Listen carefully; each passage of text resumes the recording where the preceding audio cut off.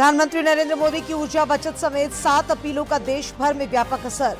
कई राज्य सरकारों ने उठाए कदम, मंत्रियों ने भी की पहल, आम लोग भी पीएम के साथ। रक्षा राज्य मंत्री संजय सेठ ने रांची में राष्ट्रीय गोष्ठी को किया संबोधित। कोल इकोनॉमी से ग्रीन इकोनॉमी की ओर बढ़ने पर बल। सौर ऊर्जा और ग्रीन हाइड्रोजन जैसे विकल्पों का दिया सुझाव। कोयला राज्य मंत्री सतीश चंद्र दुबे का आज धनबाद दौरा।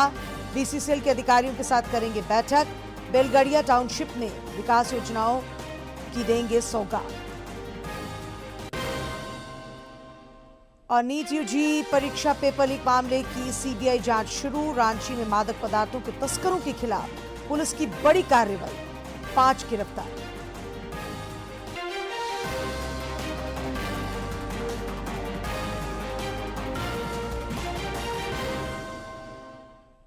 नमस्कार, खबरें झारखंड में आपका स्वागत है। मैं हूं डॉक्टर शीता आनंद और अब समाचार विस्तार से।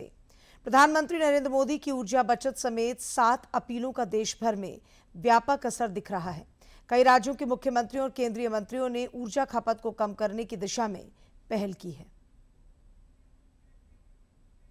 पश्चिम एशिया में जारी संकट का असर पूरी दुनिया पर नजर आ रहा है। बढ़ती तेल कीमतों और वैश्विक अनिश्चितता के बीच प्रधानमंत्री नरेंद्र मोदी ने देशवासियों से ईंधन खर्च को लेकर संयम और बचत की अपील की है। प्रधानमंत्री ने लोगों से पेट्रोल और डीजल की खपत को कम करने, पब्लिक ट्रांसपोर्ट अपनाने और अनावश्यक जो विदेश यात्राएं हैं उनसे कहीं न कहीं बचने की सलाह दी है। साथ साथ 1 साल तक सोना ना खरीदने को कहा है। वर्क फ्रॉम होम अपनाने की भी बात कही है। तो राष्ट्रहित में कई बड़ी अपील की है प्रधानमंत्री नरेंद्र मोदी ने। पेट्रोल और डीजल की जिस तरह से आप खपत कम कर सकते हैं, कम करने की कोशिश करें, हो सके तो कार पूल करें। तो कई बड़ी अपील प्रधानमंत्री नरेंद्र मोदी की ओर से की गई है। और उत्तर प्रदेश के मुख्यमंत्री योगी आदित्यनाथ ने प्रदेशवासियों से प्रधानमंत्री के आह्वान से जुड़ने की अपील की है। मुख्यमंत्री ने प्रदेशवासियों से ईंधन की खपत को कम करने और अनावश्यक सोने की खरीद न करने की अपील की।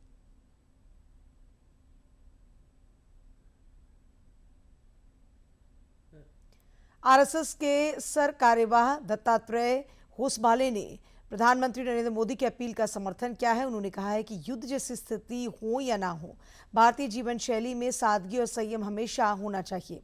संकट के समय ये तो और ज्यादा जरूरी हो जाता है। भारत दुनिया के देशों और नेताओं को शांति और समझदारी का संदेश देने में महत्वपूर्ण भूमिका निभा सकता है।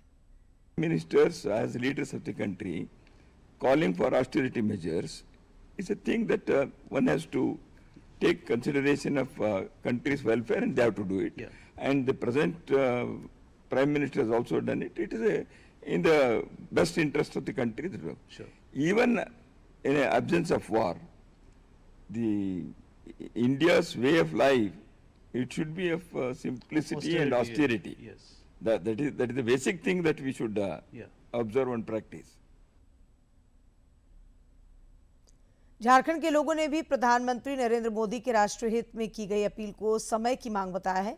गिरिडीह की गृहिणियों, महिला पेशेवरों और छात्राओं ने कहा कि पश्चिम एशिया में जारी तनाव के बीच ऊर्जा बचत समेत अन्य विकल्प पर अमल करने की जरूरत है, ताकि विदेशी मुद्रा की बचत हो और देश की अर्थव्यवस्था की सेहत के साथ अपनी सेहत भी दुरुस्त रहे। सरकार ने अभी अपील किया है कि हम लोग कम से कम पेट्रोल डीजल का उपयोग करें। और अभी जहाँ मैं जॉब कर रही हूँ वहाँ से काफ़ी डिस्टेंस है हमारा, 2 किलोमीटर लगभग। तो मैं अभी पहले स्कूटी से आती थी, बट अभी मैं वॉक करके ही आती हूँ। तो इससे मेरा सेहत में भी इफ़ेक्ट पड़ा है एंड अच्छा है कि वॉकिंग डिस्टेंस हो रहा है। एंड मैं आम लोगों से भी अपील करूँगी कि वो भी पेट्रोल एंड डीजल का कम से कम उपयोग करें। मैं मोदी जी की बात से बिल्कुल सहमत हूँ। भाई सोना बहुत बड़ी चीज़ नहीं है। सोना हम हमेशा मुसीबत के टाइम पे दान करते आए हैं। और जैसा मोदी जी ने कहा है, भाई आज अगर उनके कहने पे हम सोना नहीं खरीदेंगे तो ये हमारे देश के हित में ही होगा। इसके अलावा ट्रांसपोर्टेशन से रिलेटेड ये है कि सब हम लोग आजकल इंडिया छोड़ के फॉरेन टूर करते हैं, तो कुछ पलों के लिए हम लोग ये भी ड्रॉप कर सकते हैं। हमारे भारत धरती भी बहुत खूबसूरत है, बाहर से लोग यहाँ आते हैं, तो क्यों ना हम भारत ही भ्रमण करें। और रही बात वर्क फ्रॉम होम की, तो हमें ट्रांसपोर्टेशन बचाने के लिए इतना तो करना ही चाहिए। काम तो हो ही रहा है, चाहे हम घर बैठ के करें या बाहर जाके करें। मोदी जी के अपील पर हम सब एक बहुत ही बड़ा कदम उठा सकते हैं। जैसे कि उन्होंने बोला है कि हम खाद्य पदार्थों का जितना हो सके उतना कम उपयोग करें, तो ये उनके लिए नहीं है बल्कि ये हम लोगों के लिए ही है। क्योंकि आज जैसे देश में अगर देखा जाए तो हेल्थ इश्यूज सबसे ज़्यादा बड़ा कंसर्न है हम सभी के लिए। तो जितना हम ऑयल वगैरह का यूज़ कम कर सके, खाद्य पदार्थों का जितना यूज़ हो सके कम करें, तो वो हमारी हेल्थ के लिए भी अच्छा है। प्लस क्या है कि अभी जैसे विदेशी मुद्राओं को भी मद्देनजर रखते हुए मोदी जी ने जो अपील की है, हमें उसका तहे दिल से स्वागत करना चाहिए। वैश्विक भू राजनीतिक तनाव और कच्चे तेल की कीमतों में उतार चढ़ाव के बीच भारत ने अपनी ऊर्जा नीति को लेकर स्पष्ट रुख दोहराया है। विदेश मंत्रालय के प्रवक्ता रणधीर जायसवाल ने कहा कि भारत की तेल खरीद नीति पूरी तरीके से राष्ट्रीय हितों और नागरिकों की जरूरतों पर आधारित है। की जो हमारी नीति है, जो हमारा दृष्टिकोण है, वही है जो पहले था। हम लोगों ने पहले भी कहा है, मैं इस बात को फिर से दोहराऊंगा, हालांकि दोहराने की जरूरत नहीं है, कि जो भी हमारी नीति है, जो भी हमारा दृष्टिकोण है, वो हमारे भारतीय 140 करोड़ भारतीयों के हित को लेके है। और उसके साथ साथ तेल हम बाजार में क्या स्थिति है इसको देखते हुए और वैश्विक क्या स्थिति है इसको देख के अपना निर्णय लेते हैं, उसमें कोई बदलाव नहीं है।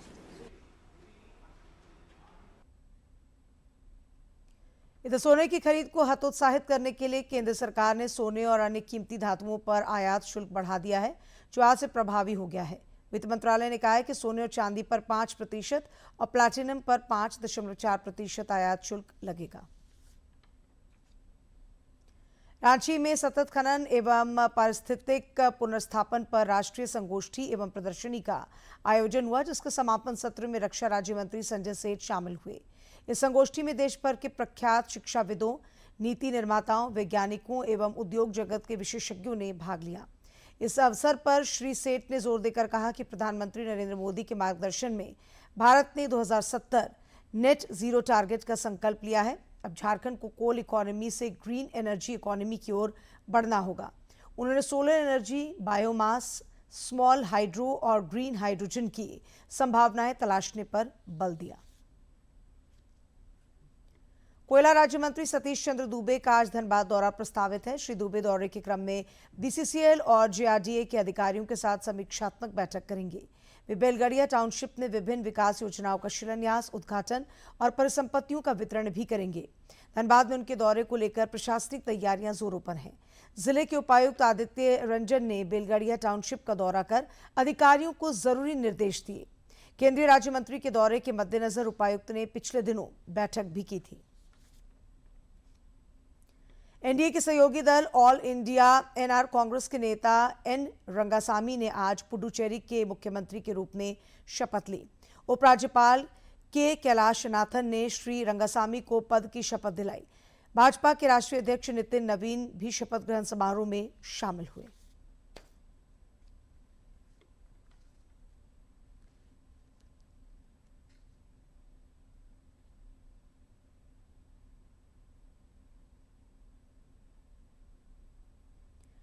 सपा अध्यक्ष अखिलेश यादव के भाई प्रतीक यादव का आज लखनऊ में निधन हो गया। वे 38 वर्ष के थे। गंभीर स्थिति में प्रतीक यादव को लखनऊ के सिविल अस्पताल लाया गया, जहां डॉक्टरों ने उन्हें मृत घोषित कर दिया। वे काफी लंबे समय से बीमार चल रहे थे। उनके असामयिक निधन की सूचना पर अखिलेश यादव भी अस्पताल पहुंचे और संवेदना जताई। मुख्यमंत्री योगी आदित्यनाथ समेत अन्य नेताओं ने भी उनके निधन पर शोक जताया है।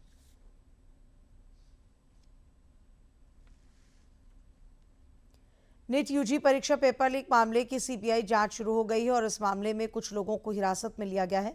गौरतलब है कि कल एनटीए ने नीट यूजी 2026 परीक्षा रद्द करने की जानकारी दी थी।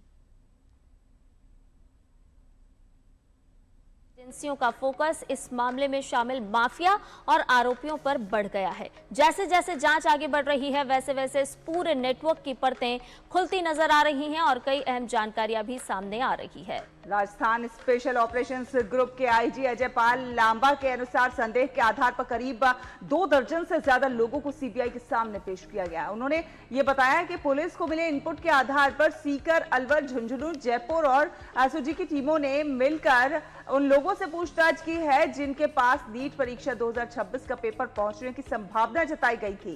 करीब 150 से ज्यादा अभ्यर्थी, उनके मित्र और अभिभावकों से पूछताछ के बाद ये जानकारी मिली है कि पेपर परीक्षा शुरू होने से पहले राजस्थान में हरियाणा के एक व्यक्ति द्वारा भेजा गया था। पूछताछ से पता चला है कि उसके पास ये पेपर महाराष्ट्र के नासिक से आया था।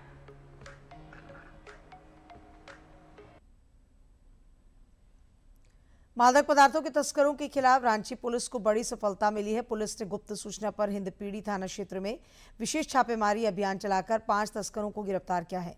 इन तस्करों से तलाशी के क्रम में ब्राउन शुगर, गांजा, नकदी और अन्य सामान बरामद किए गए हैं। पुलिस ने इनकी निशानदेही पर एक महिला के घर पर भी छापा मारा। उसके पास से मादक पदार्थों की खेप बरामद हुई है। खूंटी पुलिस भी लगातार अफीम तस्करों पर नकेल कस रही है। इसी क्रम में गुप्त सूचना पर पुलिस ने 3 अफीम तस्करों को गिरफ्तार किया है। पुलिस अधीक्षक ऋषभ गर्ग ने बताया कि इनके पास से 426 ग्राम अवैध अफीम, एक 9 mm पिस्टल, 2 गोलियां, 1 मोटरसाइकिल, साथ ही 4 मोबाइल फोन बरामद किए गए हैं। संभावित रूट था जिस पे उनके जाने की सूचना थी, वहाँ पे वो लोग गश्ती कर रहे थे। वहाँ पे इस तरह की एक संदिग्ध बाइक से 3 लड़के जाते हुए नजर आए। उनका जब पीछा किया गया तो उनको जब आगे रोका गया, अवरुद्ध करके मार्ग उनका, तो उनके पास से हम लोगों को 426 ग्राम अफीम और 1 पिस्टल 9 mm का देसी टाइप का बनाया हुआ और 2 लाइव राउंड कार्ट्रिज उनके पास से बरामद हुए। उनसे जब फर्दर पूछताछ की गई तो उन लोगों के द्वारा अपना पूर्व में आपराधिक इतिहास भी बताया गया। तीनों ही लड़कियों के ऊपर केसेस हैं, पास्ट में क्रिमिनल हिस्ट्री है उनकी खूंटी में भी, और इनमें से 1-2 व्यक्तियों ने यह भी स्वीकार किया है कि इनके द्वारा रांची के भी एक आध क्षेत्र में फायरिंग की घटनाओं को अंजाम दिया गया है। तो ये एक अच्छा अचीवमेंट रहा खूंटी पुलिस के द्वारा, और भविष्य में भी हम लोग जो भी लोग किसी भी तरह के अवैध कारोबार में संलिप्त रहेंगे उनके ऊपर इसी तरीके से कड़ाई से कार्रवाई करते रहेंगे। राजधानी रांची में अपराधी इन दिनों बेखौफ नजर आ रहे हैं। ताजा मामला अरगोड़ा चौक का है, जहां अपराधियों ने एक यात्री बस पर फायरिंग की। पुलिस ने भी तत्परता दिखाते हुए घेराबंदी करते हुए एक अपराधी को दबोच लिया। अन्य फरार अपराधियों की धरपकड़ के लिए प्रयास जारी है। अब कुछ खबरें राज्य के विभिन्न जिलों से फटाफट अंदाज में।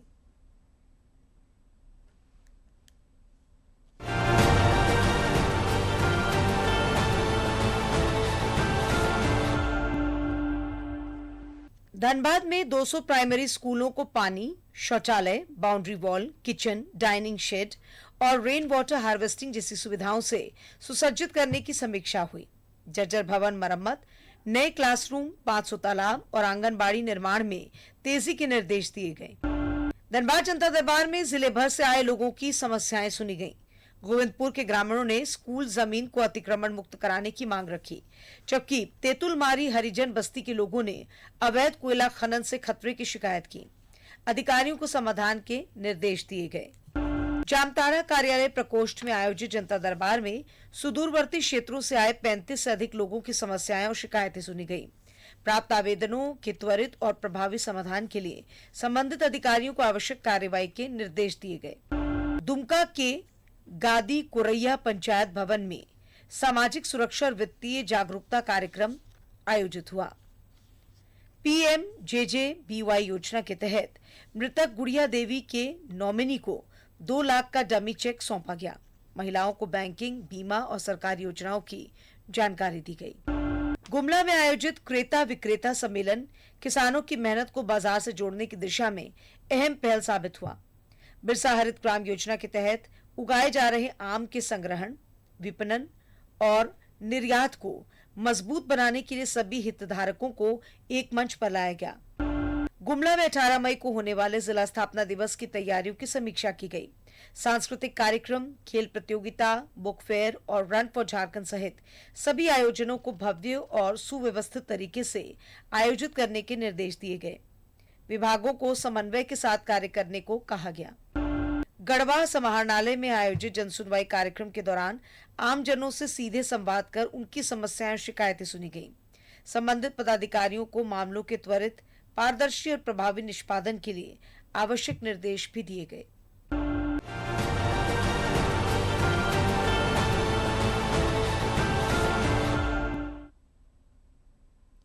अपरा एकादशी के पावन पर्व पर देश भर में श्रद्धा और भक्ति का अद्भुत संगम देखने को मिल रहा है। भगवान विष्णु को समर्पित अपरा एकादशी आज पूरे भारत में गहरी आस्था और श्रद्धा के साथ मनाई जा रही है।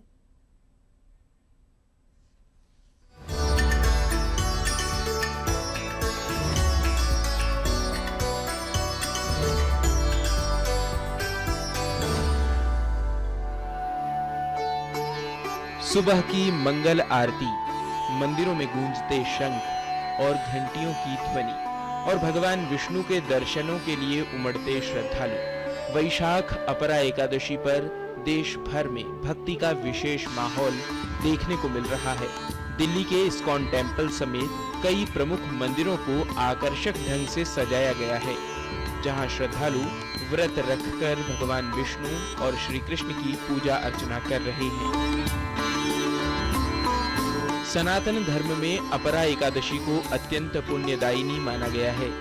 धार्मिक मान्यता है कि इस दिन श्रद्धा और नियम पूर्वक व्रत करने से व्यक्ति को अनेक यज्ञों और तीर्थ यात्राओं के समान पुण्य फल प्राप्त होता है।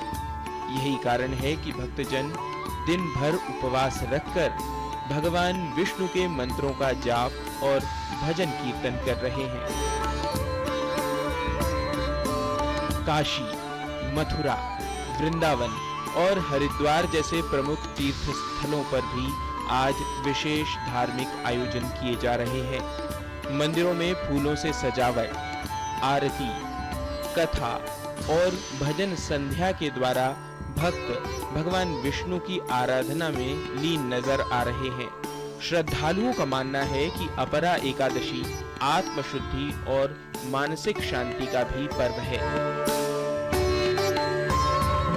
अपरा एकादशी केवल एक व्रत नहीं, बल्कि आस्था, संयम और आध्यात्मिक चेतना का उत्सव है, जहां उपवास के साथ मन और आत्मा को भी शुद्ध करने का संदेश छिपा है। यही कारण है कि प्रत्येक वर्ष यह पर्व करोड़ों श्रद्धालुओं को भक्ति के एक सूत्र में बांध देता है। Bureau report, DD news.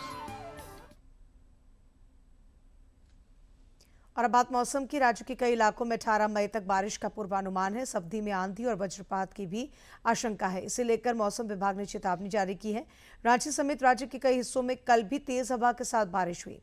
राजधानी में हवाओं ने तांडव मचाया। कई स्थानों पर तेज हवा के झोंकों से पेड़ धाराशायी हो गए। कुछ जगहों पर दूरसंचार टावरों और बिजली की तारों को भी नुकसान पहुंचा। इधर राज्य में बारिश के बावजूद पारा ऊपर की ओर चढ़ता दिख रहा है। पिछले 24 घंटों के दौरान डाल्टनगंज में अधिकतम तापमान 41.2 डिग्री सेल्सियस रिकॉर्ड किया गया।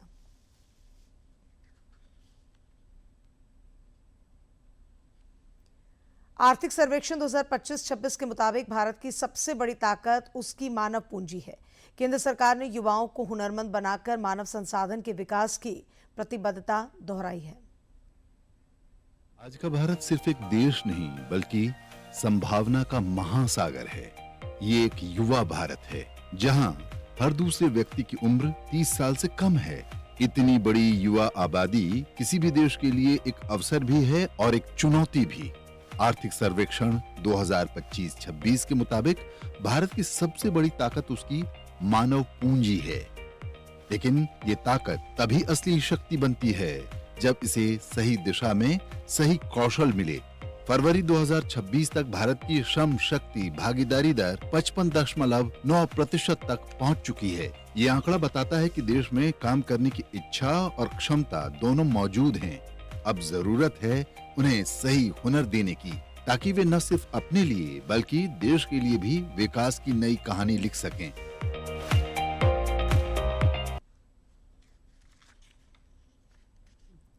राजधानी रांची के बरियातू स्थित मुख्यमंत्री उत्कृष्ट बालिका विद्यालय सह आवासीय बालिका हॉकी प्रशिक्षण केंद्र की 3 बेटियों का चयन भारतीय अंडर 18 महिला टीम में हुआ है। नीलम टोपनो, सुगन सांगा और खिली कुमारी ऑस्ट्रेलिया के खिलाफ भोपाल में 15 से 20 मई तक आयोजित होने वाली अंडर 18 हॉकी टेस्ट सीरीज में भारत का प्रतिनिधित्व करेंगी। ये तीनों भोपाल में राष्ट्रीय प्रशिक्षण शिविरों में पसीना बहा रही हैं। हाल के दिनों में झारखंड समेत देश के विभिन्न हिस्सों में स्ट्रॉबेरी की खेती के प्रति किसानों का रुझान बढ़ा है। ये सिर्फ स्वादिष्ट नहीं, सेहत का भी खजाना है। आधुनिक न्यूट्रिशन साइंस के अनुसार स्ट्रॉबेरी को एक फंक्शनल फूड माना जाता था, यानी ऐसा भोजन जो शरीर को सिर्फ ऊर्जा ही नहीं देता बल्कि लंबे समय तक स्वास्थ्य को बेहतर बनाए रखने में भी अहम भूमिका निभा सकता है। आइए बात करते हैं स्ट्रॉबेरी के न्यूट्रिशनल प्रोफाइल की। जब आप एक स्ट्रॉबेरी खाते हैं तो आप सिर्फ एक मीठा फल नहीं बल्कि विटामिन्स, मिनरल्स और एंटीऑक्सीडेंट्स का एक शक्तिशाली मिश्रण अपने शरीर तक पहुंचाते हैं। United states department of agriculture यानी यूएसडीए के फूड डेटा सेंट्रल डेटाबेस के अनुसार 100 ग्राम स्ट्रॉबेरी में पाया जाता है लगभग विटामिन सी 58.8 mg, फाइबर 2 ग्राम, folate 24 micrograms, potassium 153 mg, calories लगभग 32 किलो कैलोरी के करीब, यानी कि कम कैलोरी लेकिन उच्च पोषण। यही वजह है कि न्यूट्रिशन एक्सपर्ट्स स्ट्रॉबेरी को न्यूट्रिएंट डेंस फ्रूट कहते हैं, लेकिन इसकी सबसे बड़ी ताकत है इसके एंटीऑक्सीडेंट्स। विज्ञान की खोज में भी स्ट्रॉबेरी से संबंधित एक रहस्य मिलता है। स्ट्रॉबेरी का लाल रंग सिर्फ उसकी खूबसूरती नहीं है, जी हाँ, विज्ञान की भाषा में यह रंग एंथोसायनिन नामक कंपाउंड्स की वजह से होता है। एंथोसायनिन्स शक्तिशाली एंटीऑक्सीडेंट्स माने जाते हैं। Journal of agriculture and food chemistry में प्रकाशित एक रिसर्च के अनुसार anthocyanins possesses antioxidants and anti inflammatory properties, यानी ये कंपाउंड्स शरीर में ऑक्सीडेटिव स्ट्रेस और इन्फ्लेमेशन को कम करने में मदद कर सकते हैं। दिल की सेहत और स्ट्रॉबेरी का भी एक विशेष कनेक्शन है। दिल की बीमारी आज दुनिया की सबसे बड़ी स्वास्थ्य चुनौतियों में से एक है, लेकिन क्या एक छोटा सा फल दिल की सुरक्षा में भूमिका निभा सकता है? जी हाँ, बिल्कुल। Harvard TH Chan school of public health से जुड़ी एक प्रसिद्ध स्टडी में पाया गया है कि higher intake of anthocyanins is associated with reduced risk of myocardial infarction in young and middle aged women. और अब जानते हैं कि इन बातों के लिए इतिहास के पन्नों में आज का दिन है खास।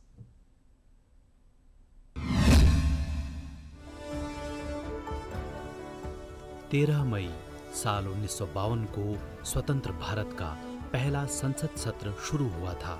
3 अप्रैल 1952 को पहली बार काउंसिल ऑफ स्टेट्स का गठन किया गया था।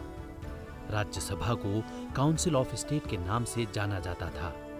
23 अगस्त 1954 को काउंसिल ऑफ स्टेट्स को राज्यसभा के नाम में परिवर्तित किया गया। लोकसभा का गठन 17 अप्रैल 1952 को हुआ। 1952 से पहले चुनाव कराए जाने तक संसद एक सदनी ही रही। पहले सत्र की शुरुआत राष्ट्रपति के अभिभाषण के साथ शुरू हुई और ये परंपरा आज तक चली आ रही है। 13 मई साल 1962 को डॉक्टर सर्वपल्ली राधाकृष्णन देश के दूसरे राष्ट्रपति बने। राजनीति में आने से पहले उन्होंने अपने जीवन के लगभग 40 साल अध्यापन के क्षेत्र में दिए। वे साल 1931 से 1936 तक आंध्र विश्वविद्यालय के कुलपति भी रहे। डॉक्टर राधाकृष्णन का जन्म 5 सितंबर साल 1888 को मद्रास प्रेसिडेंसी यानी आज के तमिलनाडु के थिरुत्तानी में हुआ था। उनकी जयंती को शिक्षक दिवस के रूप में मनाया जाता है। आज ही के दिन साल 1952 को वे देश के पहले उपराष्ट्रपति बने। साल 1954 में भारत के प्रथम राष्ट्रपति डॉक्टर राजेंद्र प्रसाद ने उन्हें भारत रत्न से सम्मानित किया।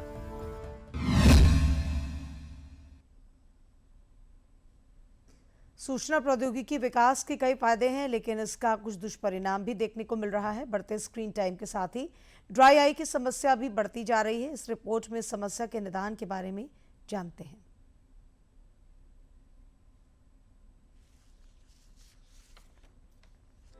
ड्राई आईज की समस्या बेहद आम है जो काफी लोगों को परेशान करती है। आजकल के डिजिटल युग में लगातार स्क्रीन देखना, पलक कम झपकाना और प्रदूषण, इनके कारण ये समस्या तेजी से बढ़ रही है। आंखों में सूखापन यानी ड्राई आईज तब होती है जब आंखें पर्याप्त आंसू नहीं बना पाती या आंसू जल्दी सूखने लगते हैं। आंखों में सूखापन असहज महसूस कराता है। यदि आपकी आंखें सूखी हैं, तो उनमें चुभन या जलन हो सकती है। इसके अतिरिक्त आंखें लाल होना, धुंधलापन और आंखों में भारीपन भी महसूस हो सकता है। अगर आप भी इस समस्या से परेशान रहते हैं तो घबराइए नहीं। कुछ सरल प्राकृतिक उपाय इस समस्या को कम करने में उपयोगी हो सकते हैं। आज हम बहुत सरल से ऐसे योगाभ्यास सीखेंगे जो हमारी आंखों की नेचुरल लुब्रिकेशन को मेंटेन करके रखते हैं और अगर कम हो गया है लुब्रिकेशन तो उस लुब्रिकेशन को बढ़ाने का भी काम करते हैं। तो आप अपने आसन में बैठेंगे, आप कुर्सी पर बैठ करके भी कर सकते हैं। आंखों को जितना दूर हो सके उतना दूर टिकाएं और फिर अपने आईबॉल्स को नासाग्र पर, टिप ऑफ द नोज पर लेकर आना। यहाँ से एक बड़ा चक्र बनाएंगे, जितना बड़ा चक्र आप बना सकते हैं उतना, फिर टिप ऑफ द नोज पर लाना, आंखों को बंद कर लेना, फिर से नासाग्र पर देखना। अब हम दाईं ओर से, यानी पहले हमने क्लॉकवाइज किया, अब एंटी क्लॉकवाइज मूवमेंट किया और फिर आंखों को बंद कर लिया। इस प्रैक्टिस को आप कम से कम 3 बार दोहराइए, लेकिन इस तरह से आंख बंद करके ही रखना है। जब 3 बार हो जाए उसके बाद फिर जो अगला स्टेप है वो है हमारा ब्लिंकिंग ऑफ आईज। इसमें हम अपनी आंख को जितना दूर हो सकता है उतना दूर देखिए। अगर आप ऑफिस में हैं या कहीं वर्क स्पेस पर हैं तो विंडो से बाहर जितना दूर हो सकता है उतना दूर देखिए और इस तरह से कम 40 to 60 सेकेंड्स तक अपनी पलकों को झपकते रहिए।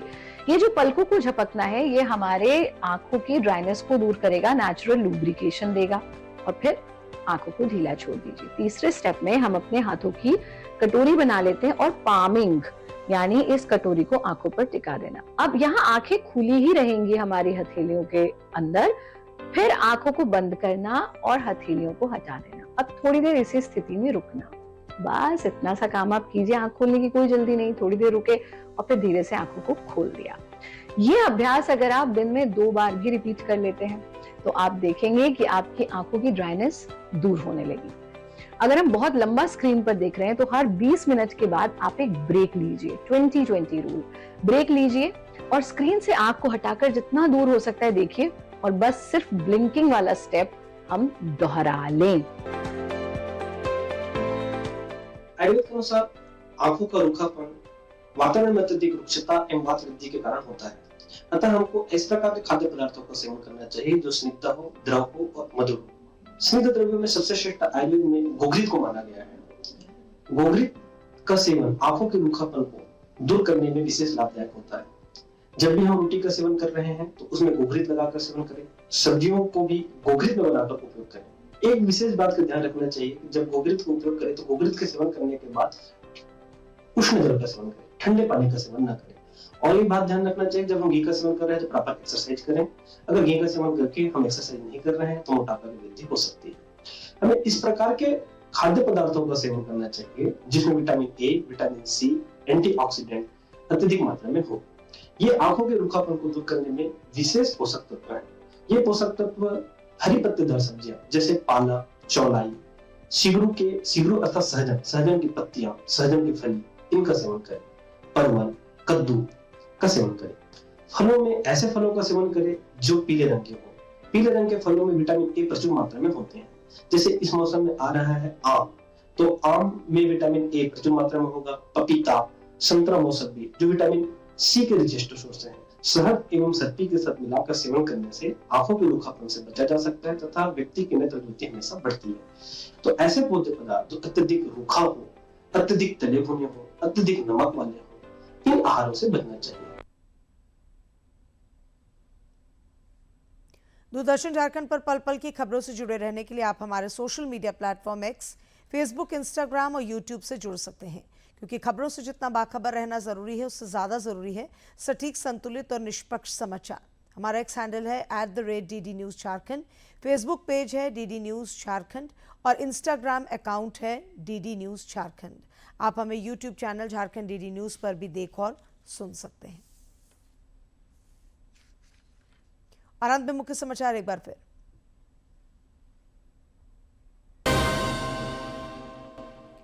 प्रधानमंत्री नरेंद्र मोदी की ऊर्जा बचत समेत 7 अपीलों का देश भर में व्यापक असर।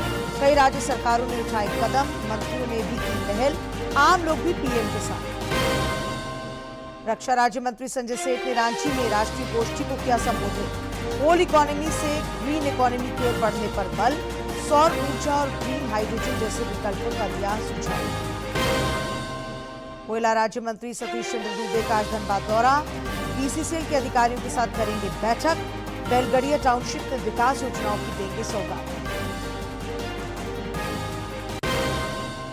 और नीट यूजी परीक्षा पेपर लीक मामले की सीबीआई जांच शुरू, रांची में मादक पदार्थों के तस्करों के खिलाफ पुलिस की बड़ी कार्रवाई, 5 गिरफ्तार।